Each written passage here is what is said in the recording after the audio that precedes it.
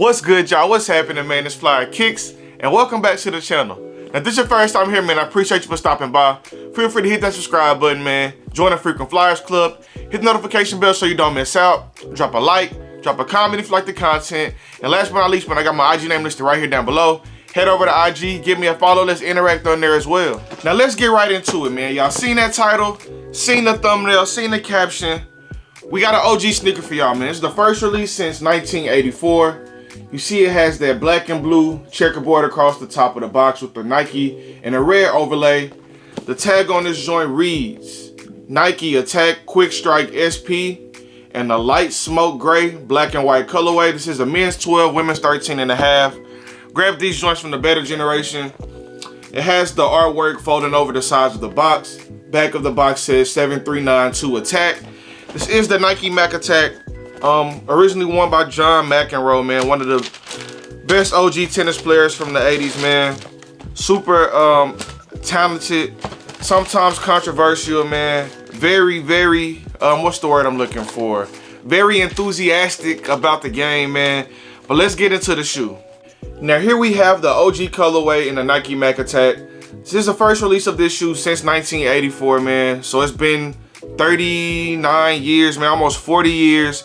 And we finally got a retro of this shoe. Now, I was born in 93, so I'm not gonna act like, oh, I remember this shoe. I had this shoe when I was younger. This came out 9 years before I was born. But just being a shoe head, you always see a lot of the older sneakerheads talking about this shoe. And it's definitely a simple model, but it's a good looking shoe for sure. If I had to compare it to something in today's time, this will remind me of that New Balance, that 550. That's really been taking over like the comfortable side of the market lately. And that's a really good shoe. And I feel like this is Nike's way of combating that 550 for sure, man. With this $120 price tag, super simple colors, super simple shoe. But I feel like this would be a nice everyday shoe for a lot of people. But let's get into the actual shoe, man. Starting with the toe box, man. It's laced in a nice smooth gray leather going all the way across the front of the toe and the outsides of the shoe as well. You see it has the 5 perforated holes. Getting to the top of the toe, man, it has the black mesh, white nylon tongue going all the way up. And on that tongue tag, it has that same artwork that it has on the top of the box, which is the black and blue checkerboard with the red Nike overlay going across the top of the shoe. Getting to the side panels, man, it has the gray mesh contrasting with the black swoosh and the black collar going across the top. Going across the back of the shoe, it has the black leather across the bottom, gray leather in the middle, and then the black leather again going across the top with the gray Nike printed on with the Nike heel tab going across the back of the shoe. Going across the inside of the shoe, man, same as the outside. It has the gray mesh, black Nike swoosh, has the black mesh on that small part of the mid panel. And getting back to the front of the shoe, man, it has that black mesh and gray leather going all the way around the shoe.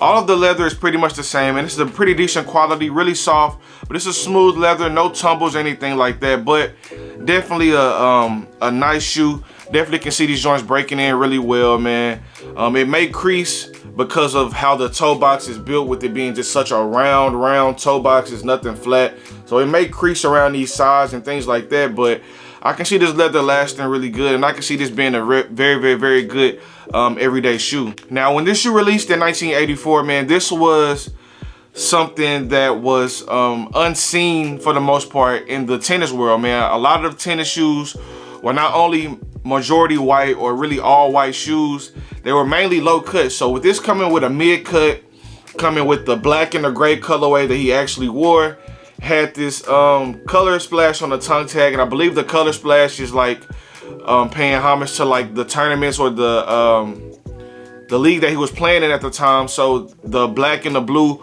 were part of the color, so he added a little flair from the colors of the tournaments that he was playing in. And the black and gray was just unheard of at the time, man. Literally everyone wore like all white low top sneakers to play tennis in. So when Nike dropped this shoe with John McEnroe, man, it definitely took a lot of people by storm. Similar to where Michael Jordan came out with the Jordan 1 that was banned. This necessarily didn't get banned, but it did cause a lot of controversy, and a lot of people just weren't used to seeing what I want to call style on a tennis court, man. So John McEnroe definitely brought that too. He brought that flair to the court. If I had to compare him to anyone in today's game of tennis, I would go with Nick Kyrgios. He's like a feisty guy. He's always like having fun with the fans, but he does show slight moments of like a bad temper just when the game isn't going his way. And I don't mean that in a bad way, man. Just if you're an athlete, you show your frustration sometime when you're really trying to win. And if I had to compare John McEnroe to anybody, it'll be Nick Kyrgios. Nick Kyrgios is a dog, bro. If anybody watches tennis, if you know, that guy is really, really, really good. He doesn't win all the time, because I can't really compare them as far as accolades. John McEnroe had like 9 singles titles and 7 or 8 doubles titles, so he was definitely a winner, hence him being a Nike athlete and having his own shoe for sure. But Nick Kyrgios, as far as talent and as far as bringing that spark to the game and being entertaining for someone to actually sit down and watch tennis, that's who definitely I would compare them to each other for sure. Now getting into the midsole of the shoe, man, you see it has the pure white midsole, that light smoke gray going across the outsole with the tennis bottom, man. And this shoe to me, bro, opened up the door for a lot of the 80s and 90s shoes, man. John McEnroe had the Mech Attack, and I feel like that opened up the door for like the Air Trainer, the Air Tech Challenge, like the Andre Agassi's and things like that.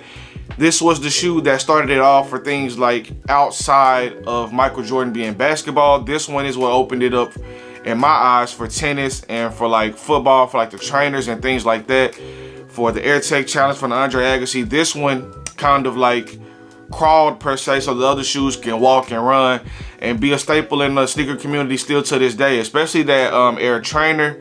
Not so much the Tech Challenge. You can see a couple of colorways when they release that kind of sell out, and a lot of like the OG sneakerheads bomb, but I feel like the Trainer would be the more popular model as far as something that tennis players and even football players wore for that shoe to be popular. I feel like it definitely started with this Nike Mech Attack, man. Super dope shoe as far as nostalgia, 80s nostalgia, 90s nostalgia. Super dope colorway with the black and gray. Easy wear, has a splash of color with that black and blue checkerboard on the tongue tag. This is a dope shoe, man. Like I said, I wasn't around for the original release. Never had a pair of these, man, but this is like the old school shoe that's simple, and I feel like a lot of the young guys will like it, and we'll see what they do with it, man. You see how Nike has been kind of really pushing the airship. I can see them with this Nike Mech Attack being next. I know Social Status has pairs. I'll drop pictures of Social Status upcoming pairs. PJ Tucker kind of leaked these photos a while back. I think he even played a game and a couple of the pairs for sure.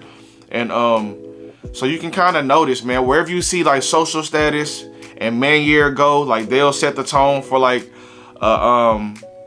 unpopular model. Like outside of like it being a Jordan retro, like if it's an unpopular model, you'll see them try to use Man-Year, Social Status, and a lot of these big name brands to like set the tone for what they want to do with like an unusual per se Nike shoe. You see they did it with the Airship. Man-Year did the Airship.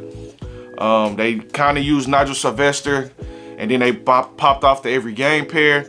So the Nike uses the big names just to try to get everyone familiarized with the product, and use a collab just to make the shoe high. And then they're gonna start releasing general release colorways, and we're gonna see, man. This one was labeled as a quick strike. I believe a Better Generation had between 35 and 40-ish pairs, so it weren't many pairs per store for sure. Like I said, with a quick strike, that does mean a limited number of releases. So we'll see, bro. We'll see what colors they have next. I've seen rumors of like the white and red color. Like I said, I did see Social Status are releasing pairs maybe later this year or early next year. So we'll see where they go, man. They released the OG colorway. They used Travis Scott in the campaign.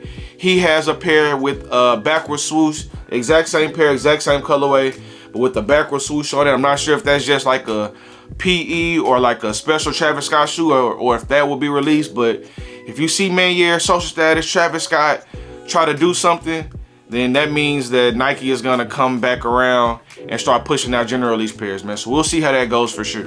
Now getting into the right shoe, man, just like the left, it has the smooth gray leather going all the way around, black mesh going across the top of the toe, small black mesh panel on the side, the big gray mesh panel on the side mid panels, black swoosh, Black smooth leather across the top collar, black leather across the bottom, gray leather across the middle of the back of the shoe. Same on the inside, man. Same material, smooth gray and black leather with the swooshes and panels. Gray mesh hits, black mesh hits, pure white midsole, smoke gray on the outsole, man. It's a simple shoe, man. Nothing too crazy, but it's a nice shoe. It's very nostalgic, and it kind of brings back like the old school vibe. And I feel like this is Nike competitor to New Balance's 550. We'll see how they go. Or we'll see if Nike decides to keep these joints limited or make a bunch of pairs, bro. But we'll see real soon. Now, as far as pricing on these joints, man, I mentioned earlier that these retail at 120 bucks. That's 130 out the door in Texas. As far as resale, they're not doing too crazy on the resale market. The smaller sizes, like 10 and under, are like 160 to 180. Some of the bigger sizes, 10 and a half and up, are between that 180 to 230 mark. 120 retail, so resale isn't really too bad on these shoes. If you're buying from the apps, you do have to add for fees and things like that, but like I said, they are kind of limited, so you may not see them everywhere in your local Facebook groups and sneaker shows and things like that. But if you're looking for them, they shouldn't be too hard to find, with them being not such a crazy price, where people have been moving these all weekend. And once we see how many pairs actually release, once online pairs and things like that come in, and we'll see kind of where the market settles. I don't believe these are releasing on sneakers. I believe this is a neighborhood exclusive. So in Houston, that'll be like Premium Goods, the Better Generation and things like that. I know Center released them in Dallas. Not sure about Meniere or Social Status. I'm not sure if they dropped these joints. I do vaguely remember them posting a raffle for them, but I'm not sure if they dropped them in store or not. But not many shoes, no Foot Locker, City Gears, no store like that will get these. So mainly check your mom and pop stores, man. See if you can find them, and maybe you'll get lucky. I know a lot of the smaller sizes took a little more time to sell out, so just check and see. You may get lucky on these joints. Now, as far as quality control in this shoe, man, I don't see any flaws, man. The leather is smooth all the way around. No crazy wrinkles, no crazy glue stains, no bad stitching or anything like that. I'm on a couple of pairs that I seen yesterday after release, bro. So definitely a good shoe quality wise. If you're an older sneakerhead, if your pops or uncle is an older sneakerhead, man, this will be a really good gift for him, man. Or if it's a gift for yourself, this is a good shoe, man. Everyday wear.